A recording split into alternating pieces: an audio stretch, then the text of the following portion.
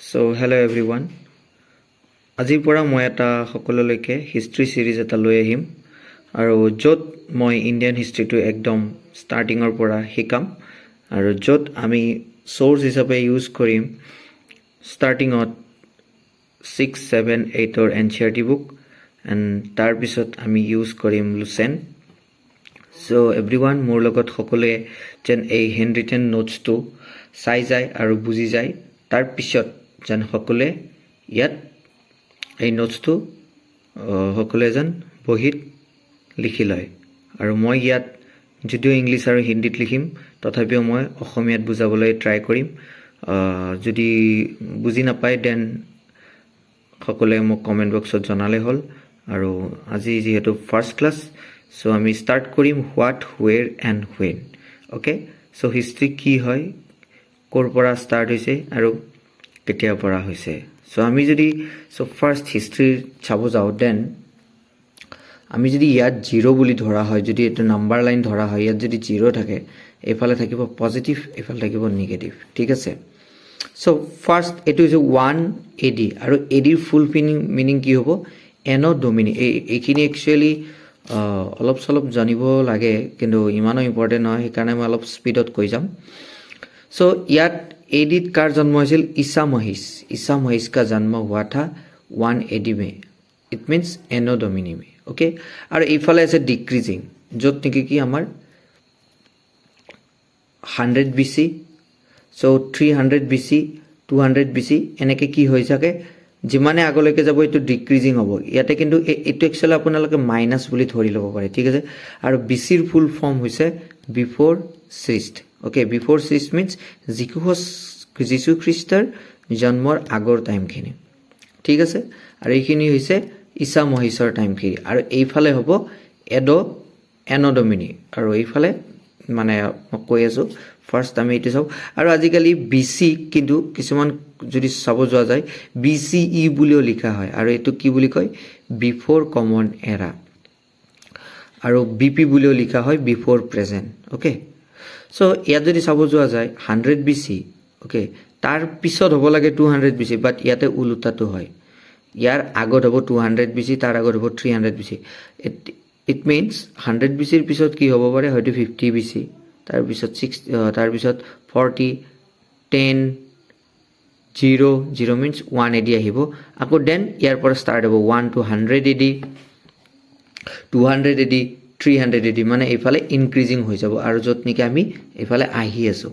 Okay, so 100 এনেকৈ আহি 2024 পাইছে। সো ইয়াক কি বুলি কয়, AD আৰু এনো ডমিনি চি। আৰু ইয়াক কিন্তু আজিকালি যদি চাব যোৱা যায় কিছুমান ইয়াৰ্ছত CE বুলিও লিখা থাকে। ওকে, অসমীয়াত খ্ৰীষ্টপূৰ্ব বুলিও কয়। সো তাক কি বুলি কয়, কমন এৰা বুলিও কোৱা হয়, ঠিক আছে।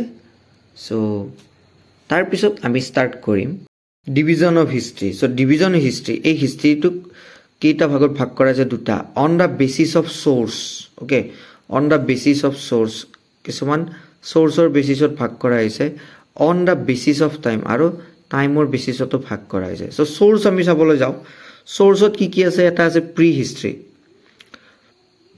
প্ৰি হিষ্ট্ৰী কাক কয়, মানে প্ৰি হিষ্ট্ৰীত সোৰ্স কেনেকুৱা আছিল, ন' ৰিটেন এভিডেন্স। ওকে, ন' ৰিটেন এভিডেন্স, তাত কোনো ধৰণৰ লিখা তথ্য আমি পোৱা নাছিলোঁ। আৰু যাক কি বুলি কয়, লিথিক। ওকে, লিথিক এৰা বা ষ্টোন এজ বা এইটো পাছান এজ বুলিও কোৱা হয়, পাছান এজ বুলিও ইয়াক কোৱা হয়, ঠিক আছে। এণ্ড দেন নাম্বাৰ 2টো হ'ব কি, protohistory. Protohistory, written evidence is available but not understand, মানে সেইটো টাইমত কি আছিল, ৰিটেন এভিডেন্স আছিল বাট সেইবিলাকৰ কি আছিল, সেইবিলাক লিপিত যিবিলাক মানে হেণ্ড ৰাইটিং আছিল সেইবিলাক কি আমি বুজি পোৱা নাছিলোঁ। অ'কে, আৰু এতিয়াও সেইবিলাকৰ তথ্য চলি আছে, এতিয়াও মানে বুজি পোৱা হোৱাই নাই। আৰু তাক কি বুলি কয়, প্ৰটো হিষ্ট্ৰী। প্ৰি হিষ্ট্ৰী হ'ল, প্ৰটো হিষ্ট্ৰী হ'ল, প্ৰি হিষ্ট্ৰী আছিল কি, পাছান age, it means stone age, lithic period, lithic মানে পাছান। অ'কে, সো তাত কি আছিল, protohistory, written evidence is available but not understand. আৰু সেইটো এজক কি বুলি কোৱা হয়, যেনেকৈ আগতোক লিথিক বা ষ্টোন এজ কৈছিল। সো ষ্টাৰ্ট হৈছিল কি ষ্টোন এজ, দেন হৈছিল কি ইণ্ডাছ ভেলী চিভিলাইজেশ্যন। ওকে তাত মানে কি বহুত কিছুমান খতন কাৰ্যৰ ফলত বহুত কিছুমান তথ্য পোৱা গৈছে কিন্তু তাৰ যিবিলাক ৰিটেন এভিডেন্স সেইবিলাক আমি এটা মানে কি বুজি পোৱা যোৱা নাছিল আৰু তাৰ পিছৰ এজটো কি বুলি কয় history written evidence is available and has been deciphered তাক কি বুলি কয় Vedic period Maurya period so' Vedic কিছুমান বেদ চেদ এইবিলাক তথ্য পোৱা গৈছে আৰু সেইটো হৈছে কি এইটোক বৰ্তমান কোৱা হয় হিষ্ট্ৰী আৰু আমি ইয়াৰ পিছৰখিনি এতিয়া পঢ়িবলৈ যাম আৰু তাত কি আছিল ৰিটেন এভিডেন্স বহুত আছিল ওকে আৰু সেইবিলাকৰ তথ্য কিছুমান কিন্তু আমি বুজিবও পাৰিছোঁ আৰু সেইটো পিৰিয়ডটো আচলতে কি আছিল প্ৰথমটো আছিল ষ্টোন এজ লিথিক দেন আছিল ইণ্ডাছ ভেলী চিভিলাইজেশ্যন দেন হ'ব কি বেদিক পিৰিয়ড মৌৰ্য এম্পায়াৰ বা মৌৰ্য পিৰিয়ড ওকে and 2 নম্বৰ পইণ্ট আছিল on the basis of time okay so' হিষ্ট্ৰীক কেনেকৈ ডিভিজন কৰিছিল on the basis of source and on the basis of time source আমি চ'ৰ্চ কি মানে পোৱা গৈছে ওকে চ' সেইটো আমি কোনটো কি এজ বুলি কোৱা হয় লিথিক বা stone and then Indus valley civilisation and Vedic Maurya okay so' এতিয়া আমি চাম কি on the basis of time so' ancient period so' starting যিটো টাইম আছিল টাইমৰ ষ্টাৰ্টিংটোত কি বুলি কোৱা হয় এনচিয়েণ্ট পিৰিয়ড চ' এইটো আকৌ এনচিয়েণ্ট পিৰিয়ডটো ক'ৰ পৰা কেনেকৈ ষ্টাৰ্ট হৈছিল ষ্টোন মিনছ কি আছিল ষ্টোন মিনছ আছিল লিথিক পাষাণ ষ্টোনটো হৰ্ষবৰ্ধন যে ৰজা আছিল তেতিয়ালৈকে যিখিনি টাইম আছিল সেইখিনি কি বুলি কোৱা হয় ancient period okay and then আছিল কি মধ্যকাল মিডাইভেল পিৰিয়ড ৰাজপুত কাল से मुगल काल तक okay so from rajput age to mughal okay mughal empire তেতিয়ালৈকে কি আছিল মিডাইভেল আছিল so Rajput to Mughal and পিছত আমি চাম to stone to হৰ্ষবৰ্ধন কোন হয় ৰাজপুত টু মুঘল কোন হয় এণ্ড আধুনিক পিৰিয়ড আছিল কি ডেথ অফ ঔৰংগজেবৰ মৃত্যুৰ পিছত ইণ্ডিপেণ্ডেন্স ইণ্ডিয়া কেতিয়া আছিল 1947 আৰু আমাৰ যিটো এতিয়া চলি আছে সেইটো কি বুলি কোৱা হ'ব আধুনিক এজ ওকে চ' নাও আমি কেইটামান তথ্য চাম এই তথ্যকেইটা হৈছে English historians divide history from India into 3 eras so' কিছুমান ইংলিছ হিষ্টৰিয়ান আছে তেওঁলোকে কি কৰিছিল এই হিষ্ট্ৰীক কি হিচাপত ডিভাইড কৰিছিল হিন্দু চ' ফাৰ্ষ্ট আহিছিল তেওঁলোকৰ মতে হিন্দু তেতিয়া হিন্দুই ৰাজত্ব কৰিছিল ভাবিছিল যে এই ৰজাজনৰ নাম কি শিৱাজী তেনেকৈ গম পাইছে তেতিয়াহ'লে এইটো গম পাইছে যে এইটো হিন্দুৱে যাব দেন গম পাইছে কি বাবৰ কি হ'ব পাৰে মুছলিম এৰিয়া এণ্ড দেন তাৰপিছত আহি পিনে তেওঁলোকে গম পালে এইটো কি ব্ৰিটিছ যিকোনো এডাল মানে ব্ৰিটিছৰ নাম চ' তেতিয়া পাই পিনে তেওঁলোকে ডিভাইড কৰিছিল কি এইটো ব্ৰিটিছ এৰা হ'ব চ' তেনেকুৱা হিচাপত ইংলিছ হিষ্টৰিয়ানসকলে হিষ্ট্ৰীক ডিভাইড কৰিছিল হিন্দু মুছলিম এণ্ড ব্ৰিটিছ एरा हिसाबे ओके सो इस काल के विभाजन को बहुत कम हिस्टोरियन ने एक्सेप्ट नहीं किया सो एटू हिस्टोरियन এই যেটো ডিভাইডেশন আছে এই ডিভাইডেশনটো বহুতো হিস্টোরিয়ানে এতিয়াও কি কৰা নাই एक्सेप्ट কৰা নাই ओके इस काल के विभाजन को बहुत कम हिस्टोरियन ने एक्सेप्ट नहीं किया ओके मैं तो कहूँ सो religion of rulers based this partition divide जो हिंदू मुस्लिम ब्रिटिश आसिल सो बाट एटू किन्तु कि एक्चुअली कि है एटू आसलते इमान निर्भरयोग्य নহয় গতিকে এইটো বস্তুত ইমান গুৰুত্ব দিয়া নহয় সো এতিয়াও মানে ধৰ্মৰ ওপৰত যে ৰুলাৰ্স সকলে বেস কৰি এটু পাৰ্টিশনটোক যে ডিভাইড কৰিছিল তাক মানে এতিয়াও মানে কি ইমান এটা ভ্যালু দিয়া নহয় বাট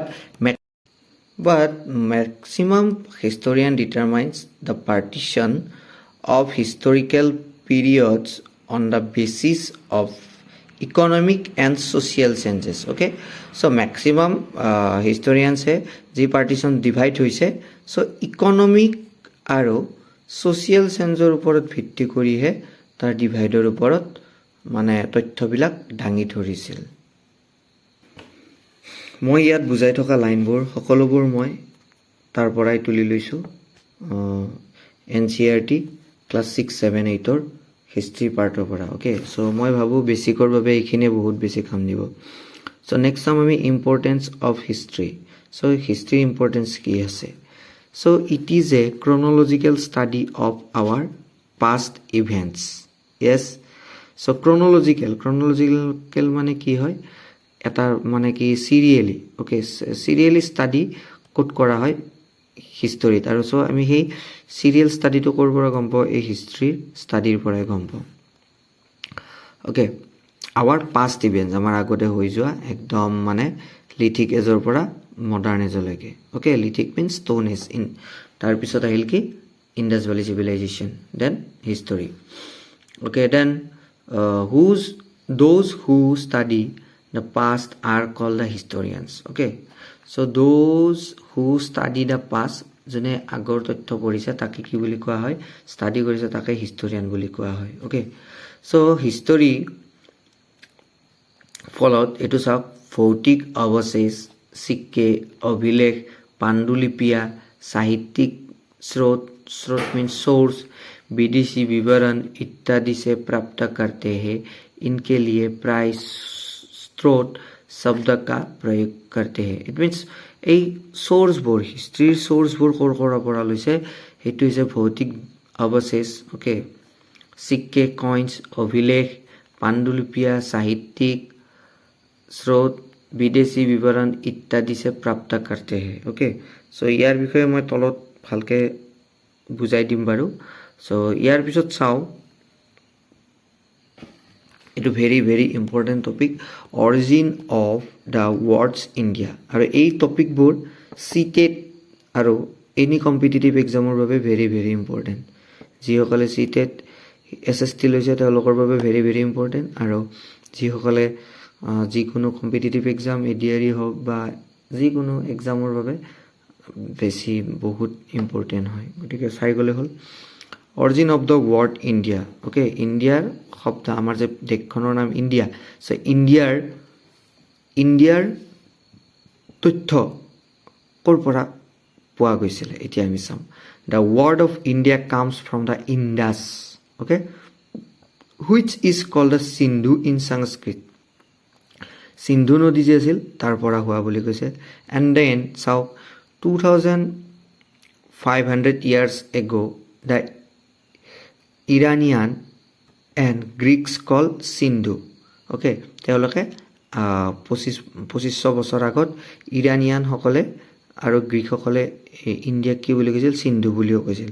চ' এতিয়া যদি আমি চাবলৈ যাওঁ ইয়াক, ইণ্ডিয়াৰ উৎপত্তি কেনেকৈ হ'ল একচুৱেলি, চ' আমি ইয়াত এখন লিষ্ট বনাইছোঁ, এইখন লিষ্টখন চালে হ'ল। এইটো হৈছে ইৰাণী, ইট মিনছ পাৰ্চিয়ানসকল, আৰু এইটো হৈছে গ্ৰীক, আৰু এইটো হৈছে কি? ৰোমান, অ'কে, ইট মিনছ ৰোমবাসী। চ' সিন্ধু নদীক ফাৰ্ষ্ট ইৰাণীসকলে কি বুলি কৈছিল? চিটোক হি কৈছিল, চ' হিন্দু কৈছিল, অ'কে, ইৰাণীসকলে। এণ্ড দেন ৰিজন, তেওঁলোকে মানে ক্ষেত্ৰ মিনছ ইৰাণী, মানে সিন্ধু নদীটো যিখিনি জেগাত বৈ গৈছিল সেইখিনি কি বুলি কৈছিল? হিন্দুছ, অ'কে, হিন্দুছ। আৰু হেবিটেণ্ট মিনছ হোৱাট? নিবাসী। আৰু তাত যিখিনি মানুহ বাস কৰিছিল সেই মানুহখিনিক কি বুলি কৈছিল? হিন্দুয়া। চ' ইৰাণীসকলে ৰিভাৰটোক কি বুলি কৈছিল? হিন্দু বুলি কৈছিল, সিন্ধু ৰিভাৰটোক, অ'কে, ৰিজনটো মানে যিখিনি জেগা আছিল সেইখিনি জেগাটোক কি বুলি কৈছিল? হিন্দুছ, আৰু তাত বাস কৰা মানুহখিনিক কি বুলি কৈছিল? হিন্দুয়া, অ'কে। চ' হিন্দুয়া, অ'কে। নেক্সট চাম আমি, গ্ৰীকসকলে কি কৈছিল? সিন্ধু নদীটোক ইণ্ডছ, অ'কে, ইণ্ডছ কৈছিল, আৰু যিখিনি বৈ গৈছিল নদীটো সেই জেগাটোক কি বুলি কৈছিল? ইণ্ডিয়া বা ইণ্ডিকা বুলিও কৈছিল, অ'কে, আৰু তাত বাস কৰা মানুহবোৰক কি বুলি কৈছিল? ইণ্ডৈ, অ'কে। চ' নেক্সট ফাৰ্ষ্ট আহিল পাৰ্চিয়ানসকল, তাৰপিছত আহিল গ্ৰীকসকল, তাৰপিছত আহিল কি? ৰোমানীসকল। চ'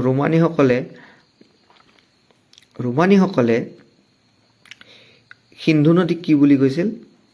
সিন্ধু নদীক কৈছিল ইণ্ডাছ, অ'কে, ইণ্ডাছ বুলিয়ে কৈছিল, অ'কে, যিটো নেকি আমি এতিয়াও কওঁ।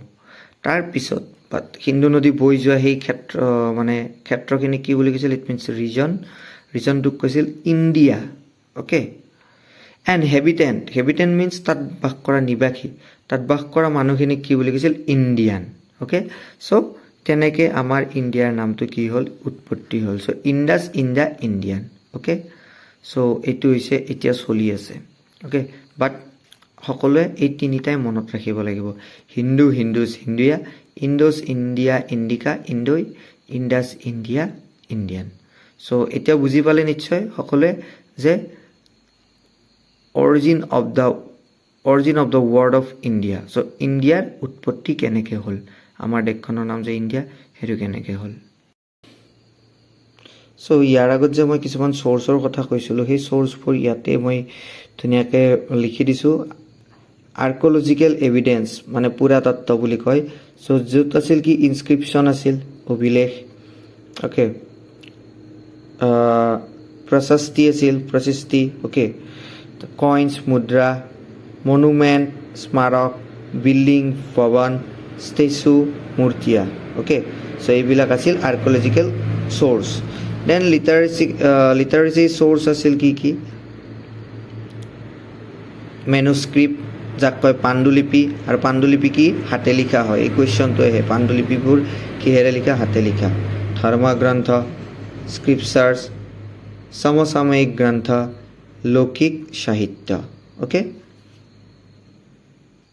আৰু এটা আছে বিদেশী চ'ৰ্চ য'ত জাতীয়কা লিখা ইয়া বায়ন ধৰক কোনোবাই সেইখিনি সময়ত যদি বিদেশৰ পৰা আহি পিনে ভাৰত ভ্ৰমণ কৰিছিল চ' তাৰ বিষয়ে লিখা তাৰ পৰাও কিছুমান তথ্য পোৱা যায় অ'কে চ' এতিয়া একদম ইম্পৰ্টেণ্ট এটা বস্তু পঢ়িব গৈ আছোঁ সকলোৱে মন দিব जिस विज्ञान के आधार पर पुराने धौलों का क्रमिक स्तरों में विविधत उत्खनन इट मीन्स खुदाई मीन्स खांडे ओके किया जाता है और प्राचीन लोगों के भौतिक विज्ञान के बारे में जानकारी लिखती है उसे कहते हैं आर्कियोलॉजी इट मीन्स पुरातत्व आर्कियोलॉजी काक कय जितने की माने আগৰ বিজ্ঞান অনুসৰি যদি কিবা খনন কাৰ্যত কিছুমান বস্তু মানে আমাৰ হিষ্টৰিকেল বস্তুৱে হওক কিবা যদি আমি চ'ৰ্চ পাওঁ আৰু সেই বস্তুবোৰক কি বুলি কয় পুৰাতত্ত্ব বুলি কোৱা হয় অ'কে আৰু ইয়াৰ আৰ্কিঅলজি যোনে অধ্যয়ন কৰে তাক কি বুলি কয় চ' এইটো is a very very very very important question father of archaeological survey of India okay father of archaeological survey of India কাক বুলি কোৱা হয় আলেকজেণ্ডাৰ কানিংহাম অ'কে আৰু তেওঁ আছিল কি এজন British archaeologist okay British archaeologist Alexander Cunningham okay and তেখেত কি আছিল ইঞ্জিনিয়াৰ ইন আৰ্মি অ'কে সেনাবাহিনীৰ তেওঁ কি আছিল এজন ইঞ্জিনিয়াৰো আছিল okay so' archaeological department was establish in India কিমানত হৈছিল 1784 এডিত চ' এইটো ভেৰি ভেৰি ইম্পৰ্টেণ্ট কুৱেশ্যন চ' এভৰিৱান আজিৰ ক্লাছটো কেনেকুৱা পালে জনাব আজি যিহেতু ফাৰ্ষ্ট ক্লাছ আৰু এইখিনি আচলতে আমাৰ হিষ্ট্ৰী পঢ়াৰ একদম মানে অলপ বেছিক নলেজ হয় আৰু এতিয়াৰ পৰা যিবিলাক ক্লাছ আহিব তাত আপোনালোকে বেছি মজা পাব হিষ্ট্ৰীৰ চ' আজিলৈ এৰিছোঁ সকলোকে সকলোৱে যেন চেনেলটো like comment share and subscribe কৰি দিয়ে চ' থেংক ইউ এভৰিৱান কিপ ৱাটছিং